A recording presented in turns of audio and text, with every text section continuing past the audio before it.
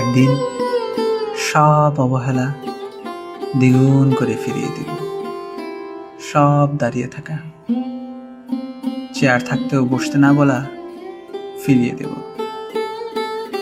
ওই দিন আমিও খুব ভ্রু কুঁচকে তাকাবো, এমন ভাব দেখাবো যে কোনো কথাই শুনছি না, যেন আমার সময় নাই। আমি সকল ব্যস্ততা ফিরিয়ে দেব, সব অবহেলা দ্বিগুণ করে।